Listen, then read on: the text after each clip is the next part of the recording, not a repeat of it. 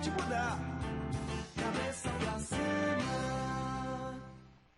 Hoje nós vamos debater um tema escatológico. Sempre os nossos telespectadores gostam muito.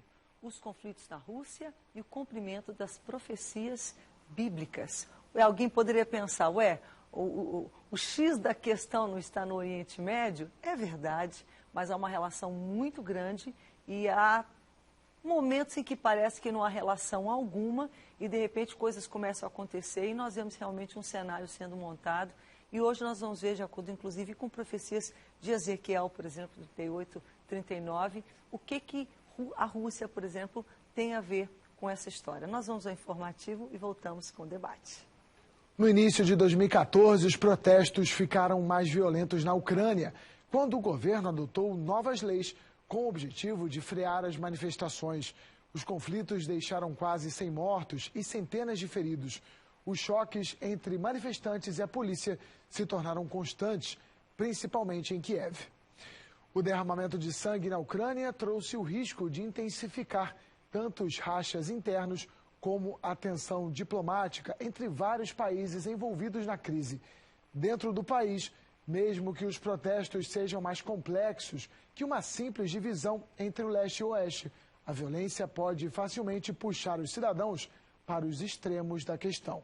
Internacionalmente, está sendo aberto um abismo entre a Rússia e as potências do Ocidente, com possíveis amplas repercussões.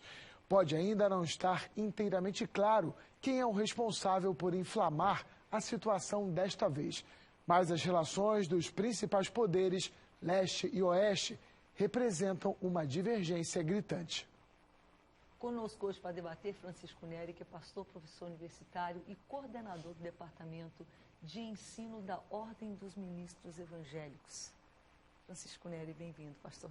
Pastor Francisco. Engraçado que, às vezes, eu quero chamar de Neri, mas é pastor Francisco, é como eles chamam, não é verdade? Tudo bem, os meus alunos chamam de Neri também, né? Também, então. Também. E eu me sinto muito honrado de estar aqui novamente no programa para compartilhar esse debate tão espiritual e maravilhoso. Está empolgado, né? O tema Com que certeza. você gosta. Ainda mais do lado desses debatedores, que na verdade são grandes professores, né, pensadores, isso me deixa muito feliz também. Com certeza. É bom ter de volta também Nilson Carneiro, que além de seminarista, é professor de História e Ensino Religioso. Nilson, bem-vindo, muito bom tê-lo aqui.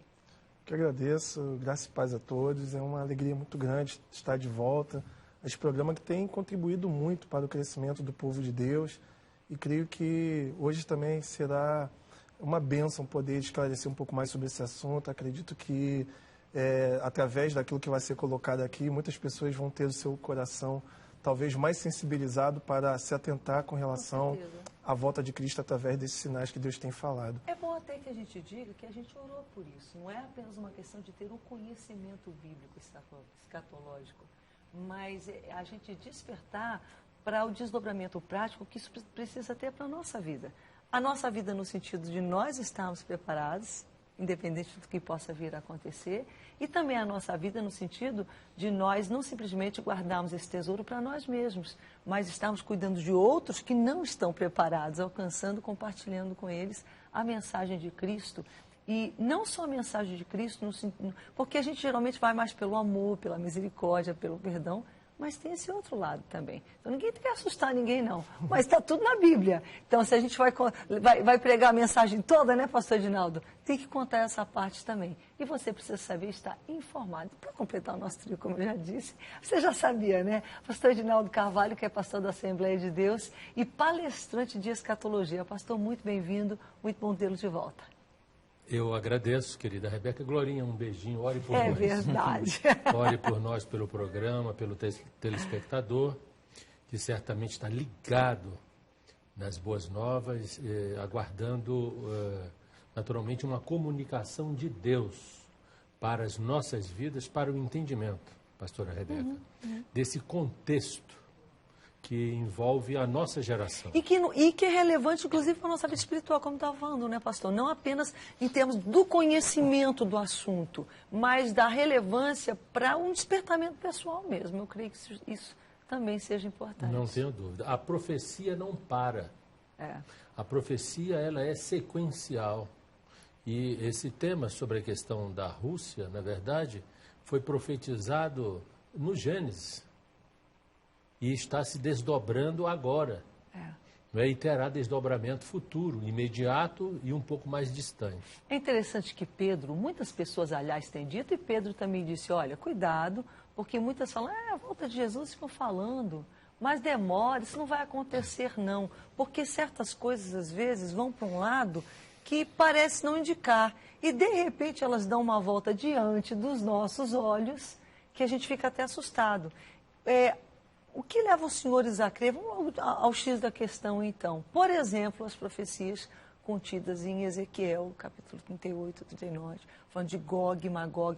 O que isso tem a ver com a Rússia para vocês? O que os leva a concluir que quando se fala de Gog e de Magog, os países do norte, está se falando especificamente, por exemplo, da Rússia? Então, eu acho que antes de entrar diretamente na profecia bíblica, é bom fazer uma contextualização do que está ocorrendo realmente na Rússia, o que está por detrás, né, como pano de fundo desse conflito.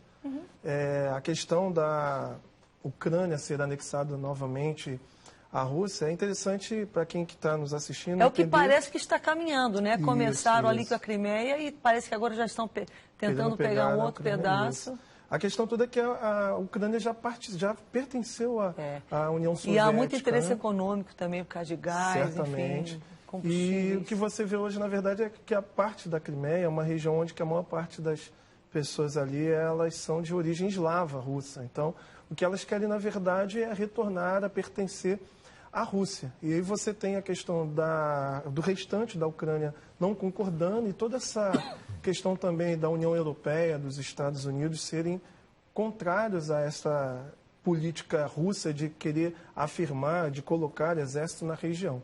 Agora, é muito interessante também pensar no porquê desse conflito. Por que o presidente Vladimir Putin está colocando, né, a economia, né, russa em jogo, a questão de todas porque as sanções já estão de sanções, retaliações. Exatamente. Acredito que tem muito mais a ver com uma política ideológica do que apenas uma questão de política econômica.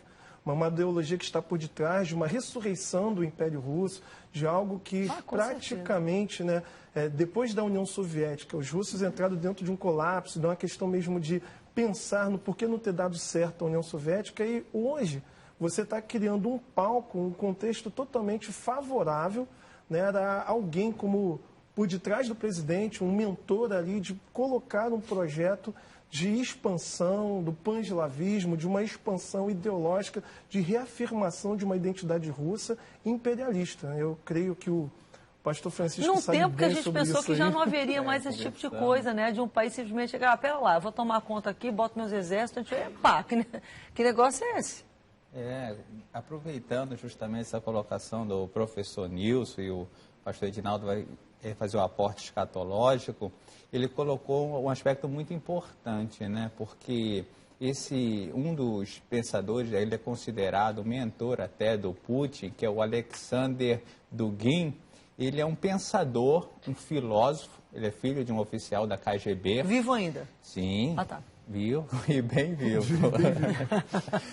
E o próprio Putin, oficial da KGB, ele mesmo fez questão de dizer que não existe esse KGB, no sentido de que foi uma resposta que ele deu, né, no sentido de deixar claro algumas situações. Esse filósofo, na internet, você pode pesquisar em alguns sites, como Mídia Sem Máscara, por exemplo, e alguns textos, ele trabalha com essa questão de uma ressurreição do Império Russo, mas a partir de um pensamento filosófico bem profundo.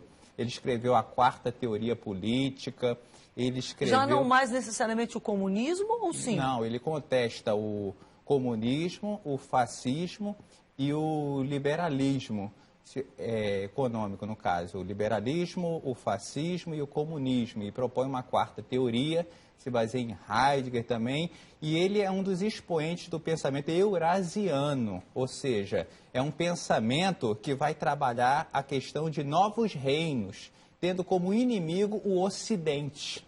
Inclusive, um dos debates assim, mais aprofundados é do professor Olavo de Carvalho com esse pensador russo. Como é o nome do site que você mencionou agora há pouco? Mídia Sem Máscara. Mídia Sem Máscara. Exatamente. Mas tem outros que você pode pesquisar. E o debate do professor Olavo de Carvalho com Alexandre Dugin, né? Dugin, ele vai deixar claro esses pontos. Porque o professor Olavo de Carvalho, aí já falando sobre globalismo, né? Foi até um dos temas que nós já discutimos aqui, ele faz uma diferenciação teórica do Dugin, que ele se opõe a tudo que é ocidental, aos Estados Unidos, de uma forma assim muito frontal. O professor Olavo de Carvalho já faz uma diferenciação teórica, diz que existe os Estados Unidos conservador e o grupo internacional, que é o Clube de Bilderberg, Comissão Trilateral, Jorge Soros, que esse sim, essa elite globalista seria responsável por esse plano de implementação. Então, você vê, como o professor Nilson bem colocou, existe uma luta ideológica, né? Churchill tem uma frase que diz que as lutas do futuro não seriam lutas apenas de países contra países, exércitos contra exércitos. Seriam lutas de mentes contra mentes, ideologia. Então, o pensamento eurasiano vai trabalhar muito essa questão. Dentro da filosofia dele, tem até um artigo que se chama Euroasianismo e Pós-Modernidade, que ele vai... E a Eurásia, gente, basicamente é a Rússia, porque ela fica ali na confluência da Ásia com a Europa. Isso, exatamente. Na forma de reinos, novos reinos, entendeu? Seria ele também é um místico. Cara, também. eu estou impressionado, porque eu considero assim que eu leio, procuro me manter informada, e eu não tinha ouvido falar ainda desse novo pensamento. Né, ele denomina esse pensamento de nacional-bolchevarismo. Nacional-bolchevismo, né? Que ele vai falar da nova direita, isso que ele está colocando é importante, porque em pouco tempo não dá para a gente aprofundar muito essa questão. Mas eu acho que a forma que vocês colocaram para o fim, para a linha desse programa, e de repente a gente até pode voltar mais na frente com um tema mais específico, embora que seja um tema assim um pouco... Mas é um tema muito interessante, pelo menos eu considero, porque é algo que mostra a tendência, mas a gente vê um cenário que a gente pode chamar de maluco, pastor. O comunismo, eu não vou dizer que ele está saindo de cena, não, ainda não tem essa fé toda, não estou... Você está entendendo? Mas a gente vê uma nova... Um novo ingrediente aqui sendo colocado. Como é que o senhor vê tudo isso? Mas eu vou pedir para o senhor comentar isso daqui um minutinho, quando a gente voltar do break. Você vai poder descontar. A gente volta já. Cabeça pra cima. Cabeça pra cima. Estamos hoje debatendo sobre a crise na Rússia, os conflitos na Rússia e o cumprimento de profecias bíblicas que nós vemos colocadas em muitos lugares da Bíblia, diferentes profecias, e mais especificamente Ezequiel, e a gente vê movimentações que aconteceram que parece assim, tá vendo? Não vai ser aquilo não. Mas, novamente, uma nova ordem está se estabelecendo, inclusive com uma linhagem, um credo filosófico, pastor. Como é que é isso? Nada que não tenha previsão bíblica. Eu fico, assim, um tanto quanto preocupado, e por isso eu vou voltar ao âmago do programa, do tema, que é a questão profética em torno dos fatos atuais. Nós não podemos analisar as questões desse conflito de poder que está em franco desenvolvimento no Oriente Médio, e no Ocidente, ou na Europa, ou na Ásia, sem interpretar a questão profética. Claro.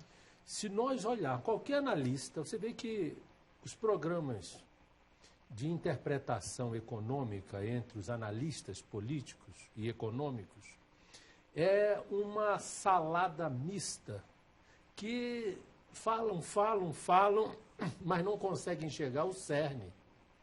E logo mais adiante vão dizer, mas nós não tínhamos previsto isso, e isso aconteceu.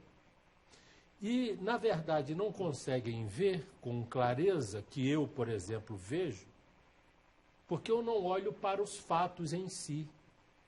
Eu não procuro razões históricas, filosóficas, dentro dos próprios fatos.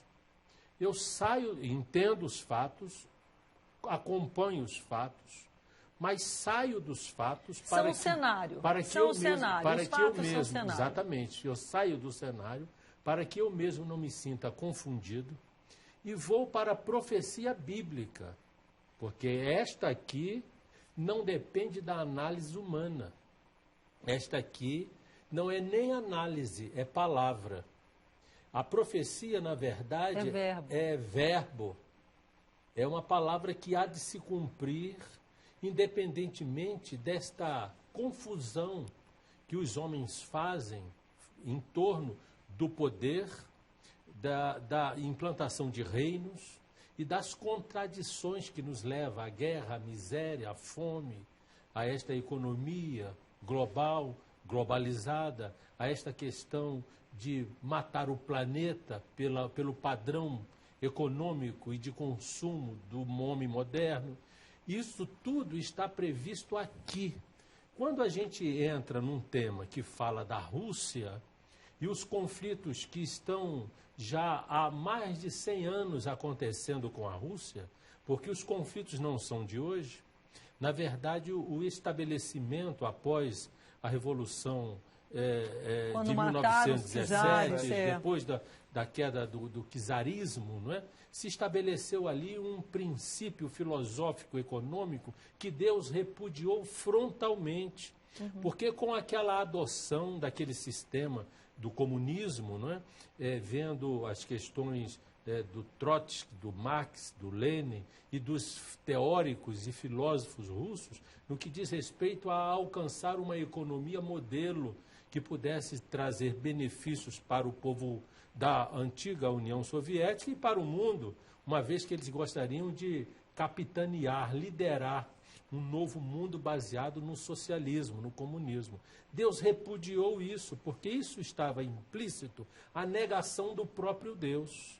Yuri Gagarin chegou no espaço de assim, a Terra é azul e não vi Deus. Imagina, um homem que conseguiu chegar pela primeira vez na órbita do planeta, ver a grandeza fez de tudo aquilo, a grande propaganda anti-Deus. A Terra é azul e não vi Deus. Marx fala, olha, a religião é o ópio do povo, ela é alienatória. Quanto mais o homem busca em si a Deus, mais ele... Mas sabe o que é uma loucura? Agora, se vai me permitir um parêntese, eu não vejo nada mais que aliena mais, ou que tente alienar mais a pessoa, uma das coisas, que o comunismo. A pessoa não tem liberdade de pensar, não tem liberdade de ir, Sim. não tem liberdade de vir, Não, e negou. não tem necessidade de decidir o rumo dela, tudo é controlado pelo Estado. Fala Deus. de alienar, faça-me Aí favor. negou Deus. E por isso, querida pastora Rebeca, que nós, primeira coisa que nós temos que fazer nesse programa é entender quem é a Rússia.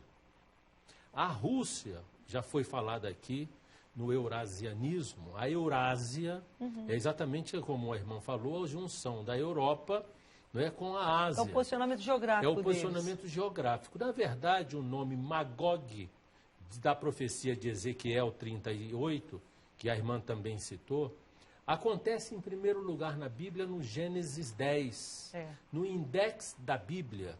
Aqui no capítulo 10, no versículo 2, diz assim, no 1 diz que Noé teve 3 filhos, Cão, Sem, Jafé. E Gomer, Magog, Medai, Javã, Tubal, Meseque e Tiras são descendentes de Jafé. Isso significa dizer que a descendência jefetista deu origem a Magog. Os jefetistas, de acordo com o seu espalhamento no planeta Terra, vieram a ocupar exatamente a Europa do Norte. Exatamente a rua onde antes era a antiga União Soviética e hoje exatamente é a Rússia. A região dos Balcãs. Dos Balcãs, né? E todos os seus satélites, né? São os Cáucasos, né? É por isso que são chamados de caucasianos. Então, já está identificado que o povo da profecia de Ezequiel 37 é a Rússia. Ponto final. Aí nós vamos analisar a profecia. A profecia diz que em determinado momento, segundo o profeta Ezequiel, no fim dos dias, nos últimos tempos, o próprio Deus, aí é que está a coisa interessante desse programa. A Rússia não vai estar olhando para Israel. Porque hoje, se nós analisarmos como os colegas fizeram, essa questão de que a Rússia quer restabelecer a sua supremacia, não é? Bolchevariana, a sua supremacia comunista, embora aderindo ao capitalismo, porque a questão, antes de ser filosófica, é econômica, não é apenas ideológica. Ela faliu porque a filosofia faliu o ideológico, porque o país faliu. ele vem buscando satisfações. Mas vocês não precisam concordar, não, filósofos. Aqui o Nery... Não, mas a filosofia é real. A filosofia que constrói todos esses impérios, essa teia de conspiração, tem que ter bases filosóficas. E eles estão realmente buscando voltar atrás, eu me refiro à Rússia, nessas bases filosóficas, para se estabelecerem economicamente. O que está em jogo agora é o posicionamento estratégico da Ucrânia e, por consequentemente, da Crimeia. Mas sabe o que eu vejo, pastor? Além desse aspecto ali específico no entorno da Rússia, eu vejo novamente a Rússia estendendo os tentáculos. E olha que eu não sou tão, mas assim, a gente vê no jornal todo dia, a gente vê com o mundo árabe, por exemplo, um estreitamento muito grande, que antigamente eu via assim mais frio. Agora com a Síria, por exemplo, com o Irã. Mas a Síria é a antessala de Israel. Por exemplo... A profecia dizer Mas você está dizendo que eles não estão olhando para Israel? Não, mas olhe só, aí a gente tem que voltar à Bíblia. No início de Ezequiel 38, a palavra diz assim, Ezequiel, filho do homem, profetiza contra Gog, da terra de Magog. Diz que eu tenho algo contra ele. Olha isso, o próprio Deus está na Bíblia. Diga assim, eis que farei que te volvas. Meterei anzóis nos teus queixos. Sabe o que significa, pastora Rebeca? Que, a princípio, a Rússia não vai estar olhando, ela será volvida. Entendi. Porque, olha só a questão hoje, os Estados Unidos estão se vendo obrigados, em função do posicionamento político da Ucrânia, de se voltar para a União Europeia, que é a social-democracia, que é o capitalismo central que movimenta essas nações, de intervir nessa política imperialista. Mas a gente não está vendo força, não está vendo curso para fazer isso, é muito estranho. A força é a força do tempo de Deus. Os homens não estão autorizados a atravessar o sinal. É nessa hora que a gente vê, né? A gente fica, por que eles não estão fazendo alguma coisa? Isso está sendo construído aos poucos. O conflito na Europa está estabelecido. Porque quando a Rússia, por exemplo, os aviões russos não podem atacar os Estados Unidos. O Armagedon será feito dentro de uma área geográfica do Oriente e da Europa.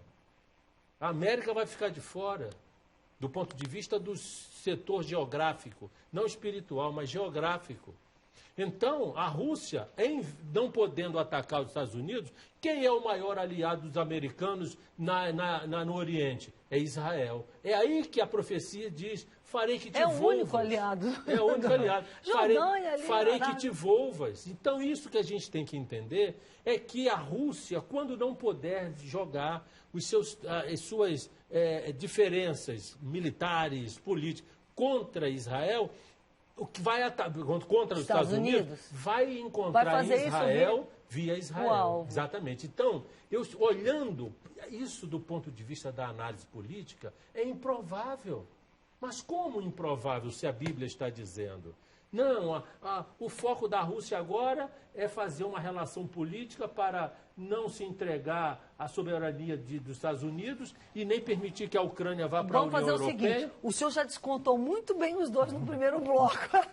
Agora a gente volta já no terceiro, porque o tempo está voando, e eu quero que cada um de vocês traga já, amarrando realmente a sua análise sobre essa questão. Eu, por exemplo, eu não ouso discordar propriamente dito do pastor Edinaldo, que não afere a escatologia, mas eu acho que essa questão, esse antagonismo com Israel, ele não é só por causa dos Estados Unidos, não. Eu acho que ele é muito real. É por causa da profecia. Isso, ele é muito real, né? É algo que está ali latente o tempo todo. Eu acho que é uma coisa que... Né?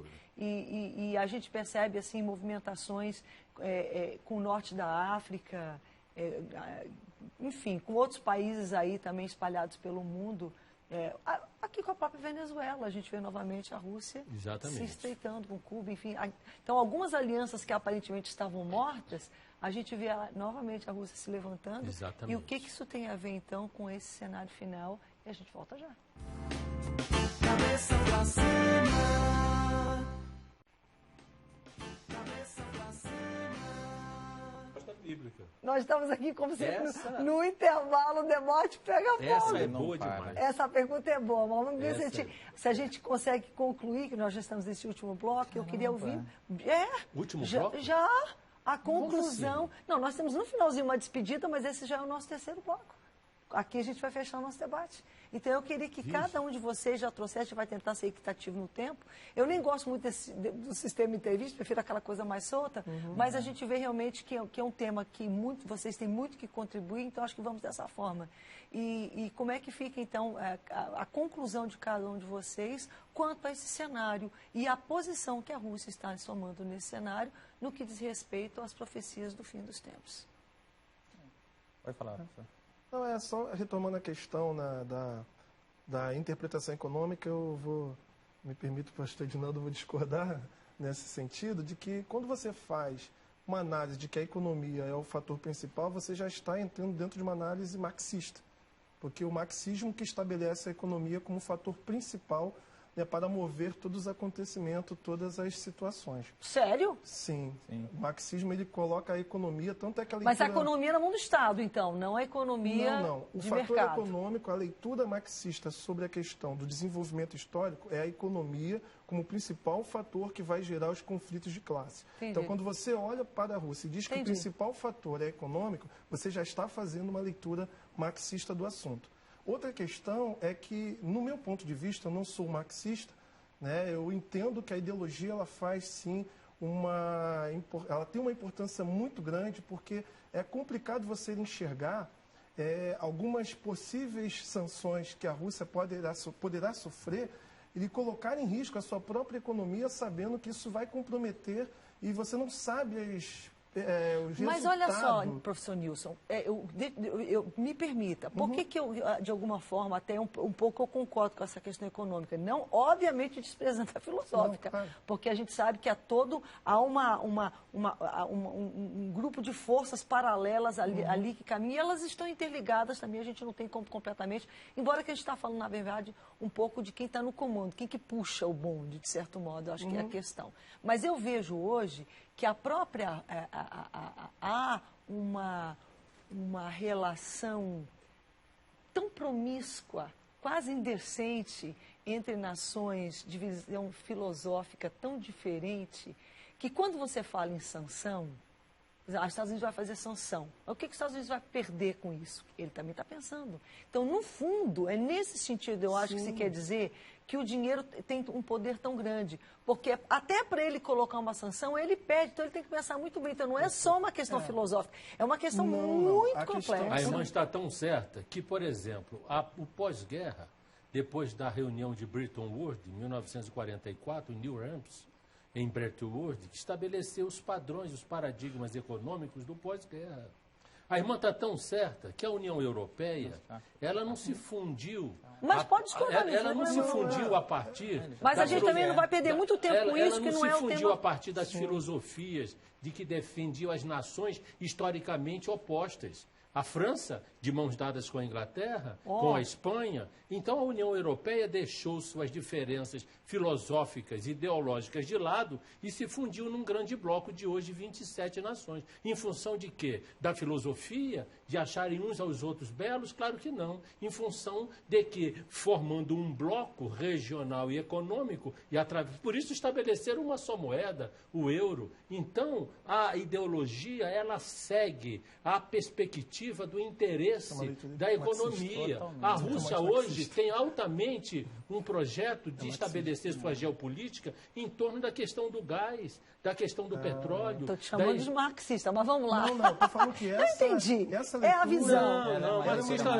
marxista. o Marx viu isso com relação à luta de classes. Sim. A luta de classes, nós estamos falando hoje num momento, já passou isso, esse tempo histórico já passou. Nós estamos diante de uma perspectiva global, a economia globalizada, para fundamentar... Mas vamos lá, só para a gente não perder o rumo, nós estamos tentando amarrar. Vamos voltar. Ou então, Nilson, tenta concluir o seu pensamento, mas em termos do tema proposto. Perdão, porque eu também entrei no teu debate. Mas vamos lá, a questão realmente de Gog e Magog, ser a Rússia, esse levantar nesse momento, esse novo momento da Rússia, no que diz respeito a um cenário final colocado, retratado pela profecia bíblica. A única questão que eu coloco é o seguinte: o ser humano ele pode ser fragmentado. Ele é o ser político, social, econômico, ideológico. Então, colocar sobrepondo o outro vai partir da lente que você usa para poder interpretar os fatos históricos.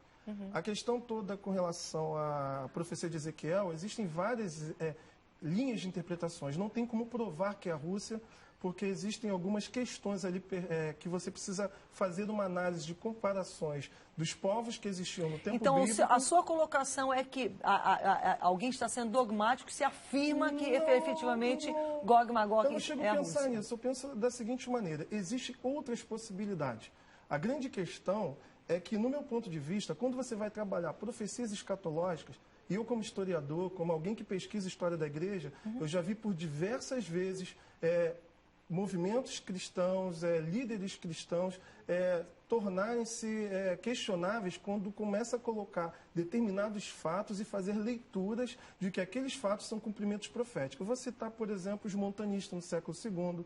Eu cito, dentro da Reforma Protestante, o movimento dos anabatistas também, que interpretaram uma série de eventos do seu tempo como cumprimento profético. O movimento de Guilherme Miller também, no século XIX, como também E isso te leva, então, a concluir que outras possibilidades, não sendo a Rússia, seria quem? A possibilidade de você ler como a Bíblia aponta para uma batalha final, que não necessariamente precisa ser a Rússia, pode ser, não estou afirmando e nem desafirmando, eu só acho que nós temos que colocar o pé no freio para que nós não possamos cometer erros que outros grandes homens na história da igreja cometeram. Desculpe eu correr. Nery, como é que você vê essa conclusão em relação à Rússia, especificamente relacionada a essas profecias, por exemplo, de Ezequiel 38, 39? Como foi bem colocado aqui, o debate ele é sempre importante para a construção do conhecimento. Provérbios 21, 30 diz: não existe inteligência, conselho ou sabedoria contra o Senhor. Então, eu acho que o debate, ele realmente favorece esse tipo de compreensões das diversas linhas, né, teológicas, interpretativas. E quando eu coloquei a questão do site, Mídia Sem Máscara, coloquei a questão desse pensador, porque é algo extremamente profundo, requer um alto grau de conhecimento, de estudos filosóficos. Não é uma leitura superficial que vai levar você a entender. Não. Esse pensador, quando ele debate com o professor Olavo, Olavo ele vai colocar justamente essa questão. Por exemplo, dos Estados Unidos, ele diferencia isso dessa elite globalista. No entanto, você citou os países islâmicos também, essa leitura está contemplada, o islamismo, não estou me referindo Está à religião. havendo essa aproximação, então, com certeza, exatamente, dos países islâmicos, da aliança Rússia-China, também, e a elite globalista. Mas eles não são iguais, eles são diferentes. Então, o que eu estou dizendo? Isso é do ponto de vista histórico, do ponto de vista do que nós estamos vendo aqui, né? Foi interessante você ter citado a China, porque durante algum tempo, eu me lembro até quando a União Soviética ruiu, que o foco em termos de até Gog e Magog, ele foi um pouquinho mais para aquele lado. Mas a gente vê novamente um grande personagem emergindo, que é a Rússia. Pastor, 3 minutinhos, como é que o senhor vê essa questão? Eu vejo o seguinte, eu nunca vou ficar em cima do muro. Eu acho que a Escritura não é de particular elucidação nem interpretação. Os filhos de Jafé, está lá, Magog. O profeta Ezequiel repete Magog. Os jefetistas ocuparam o norte. Ezequiel 38 diz assim, contra ti, ó Gog, e junto com ele os persas. Quem são os persas? O Irã. O Irã.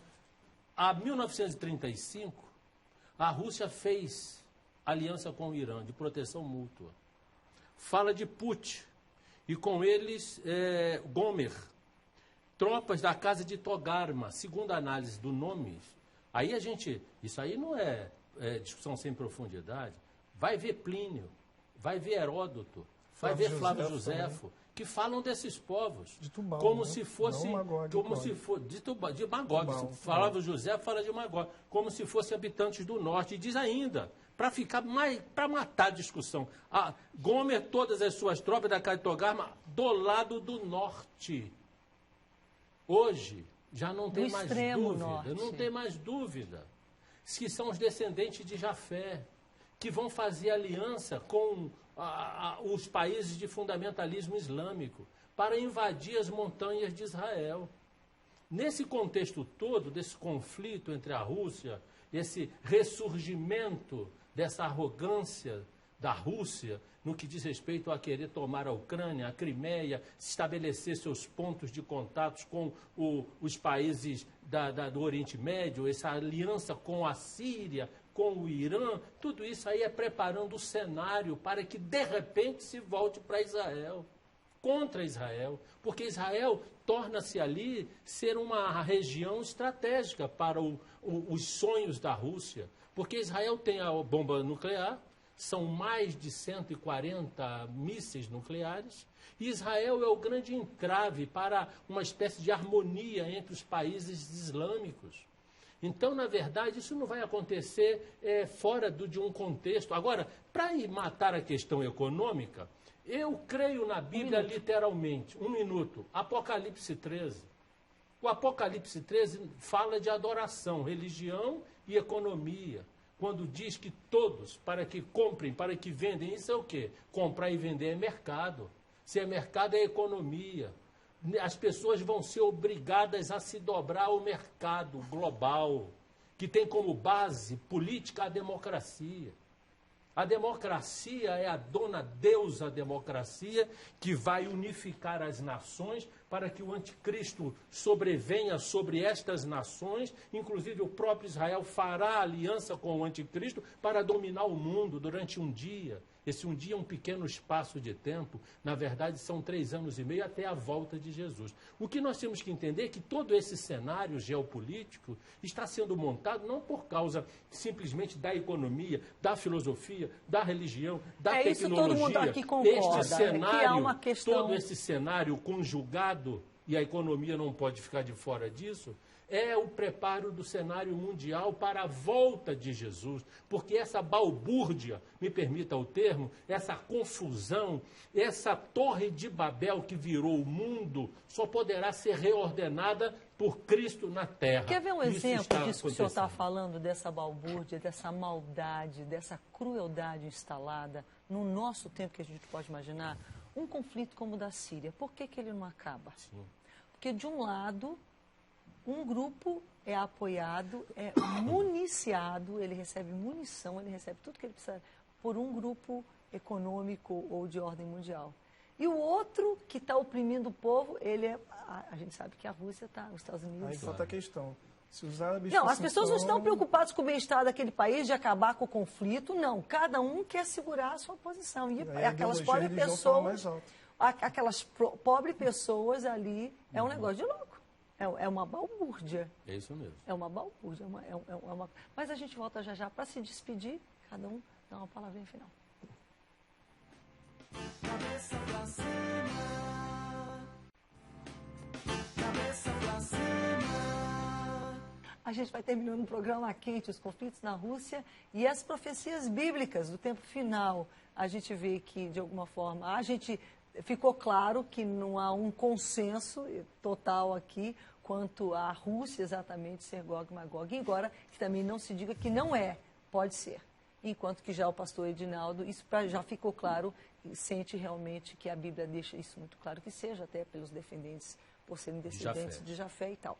Mas, independente desse aspecto, só para a gente terminar, e nós também não podemos afirmar, mas a gente percebe que coisas que são diferentes e estranhas daquilo que a gente esperava estão acontecendo. Estão ou não estão, Francisco?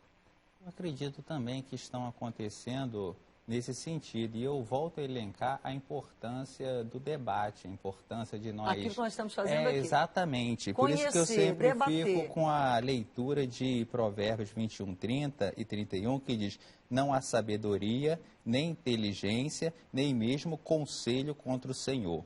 O cavalo prepara-se para o dia da batalha. Olha a questão de batalha aí. Mas a vitória vem do Senhor. O mais curioso é quando você começa a estudar essas questões, é que você vê justamente esses tipos de proximidade com aquilo que é revelado pela palavra de Deus. Então, eu me sinto assim privilegiado, porque aqui nós temos visões que vai enriquecer São até um pouco diferentes, mas é bom para a gente conhecer. O pastor John Piper, ele já Você fez é mais o filosófico, ele é mais o histórico e o pastor Ginaldo é mais o porque se escatológico. completa. E o pastor John Piper, ele já fez um debate com alguns autores de escatologia e ele diz o seguinte: a volta de Cristo, ela é iminente. Nós cremos que Cristo voltará. Cristo, ele reina. E você vê o cenário sendo montado para isso? Eu particularmente vejo, mas eu gostaria também que, a partir das visões expostas aqui, o nosso telespectador chegasse à sua própria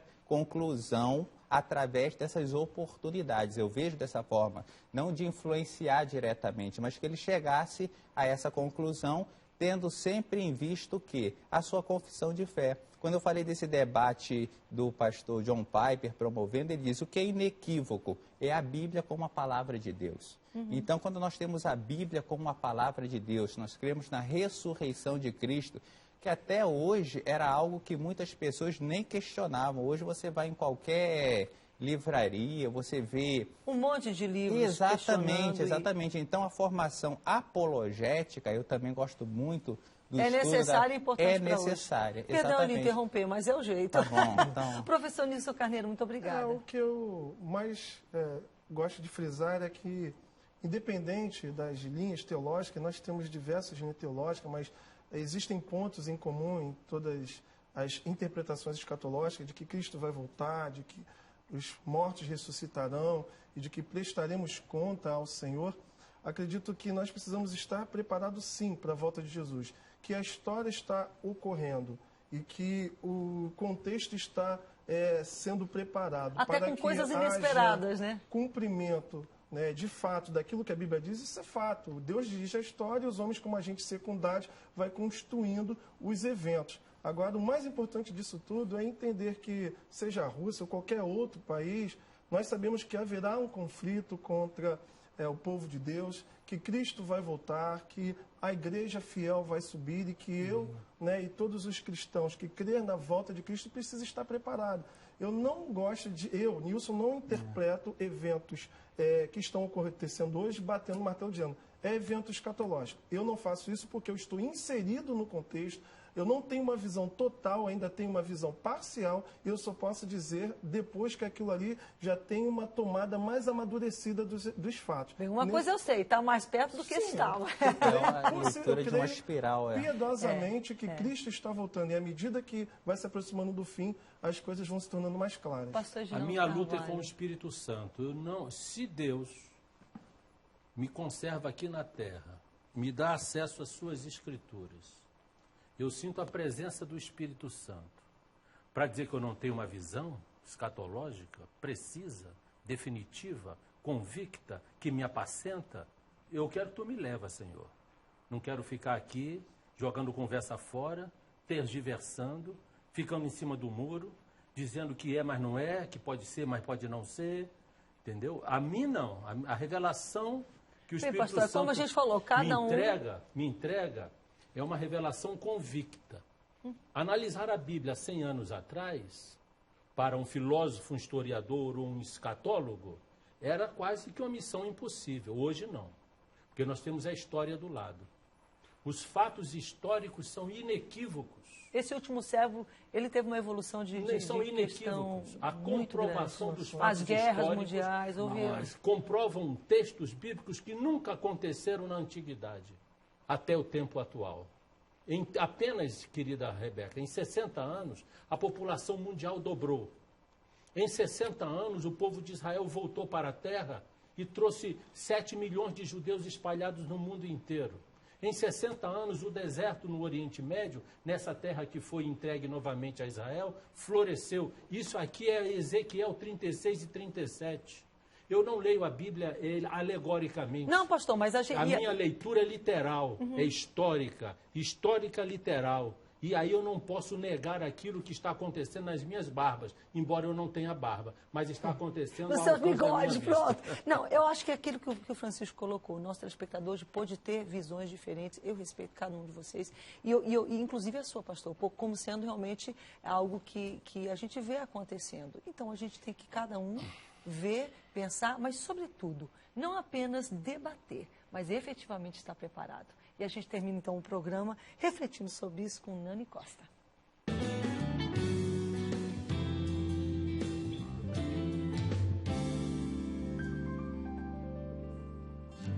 Há um milagre acontecendo neste lugar. Há um milagre acontecendo neste lugar. Há um milagre